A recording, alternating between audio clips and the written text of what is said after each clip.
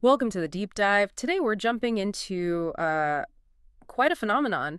We've got an article here looking at a character that's just exploded onto the collectible scene, Labubu. That's right. And this piece really gets into it, who Labubu is, the whole backstory, and maybe most importantly, why it's suddenly so popular. It's global now. You even got some big celebrity fans. Yeah, exactly. So our mission for this dive is pretty clear. Use this article to get a quick, solid understanding of this character, where it came from, and what's fueling this, well, massive appeal. Let's unpack it. Okay, so fundamentally, Labubu is the creation of an artist named Kasing Lung.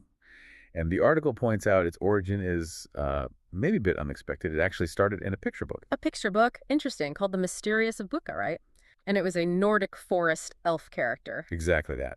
Described as, mischievous, really curious, always exploring, maybe a bit hyperactive. And it's not alone. It's part of this bigger group of elf-like creatures, about 100 of them. They're called the monsters. The monsters, okay. And Labubu itself has some very specific features the article mentions. Makes it stand out. Oh, yeah, definitely. The source highlights its 9 pointy teeth. That grin is, like, instantly recognizable, and those quite prominent, upright, pointy ears. You know a Lubu when you see one, for sure. Right. And this world, the monsters, it has other characters too, some directly connected to Labubu. It does, yeah. The article talks about others like Zimomo, who's sort of the adventurous leader type, and Mokoko, the pink one, apparently a bit vain. Okay. And it also mentions, interestingly, that one of the Labubis is paired up with Taikoko, a skull-like elf character who's described as optimistic but also kind of timid, so it builds this whole little, character universe. Okay, right. So that paints the picture of the who and the what. But the really fascinating bit the article covers is the why. Why is everyone going crazy for this character? Seems to come down to, like, scarcity and hype. Absolutely. The article uses this great phrase, one doll is hard to find. And that's not just talk.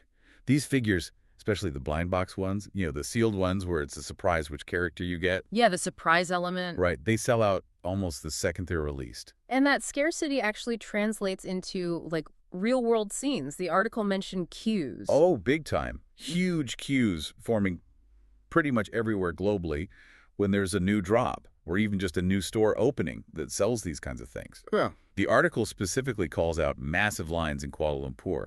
Seeing that physical demand is pretty striking. But then, layered on top of that, there's the celebrity effect. The article really leans into this, pointing straight at Blackpink's Lisa and Rosé. Yeah, this seems to be where things really took off. Lisa especially, the article calls her a wild spokesperson. She's apparently always got Labubu with her on social media, like as a charm on her bag, holding one, opening the boxes. Huh. So it feels quite organic. It seems that way. Very visible, though, to her millions of followers.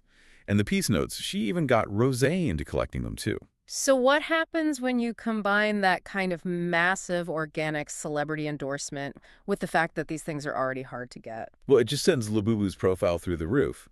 The article highlights what happened in Thailand, for example. Because they're scarce and celebrities are showing them off, the blind boxes started getting resold for crazy amounts, up to 7 times the original price. Wow, 7 times. That's way beyond just buying a cute toy. That's full-on speculation territory. Totally.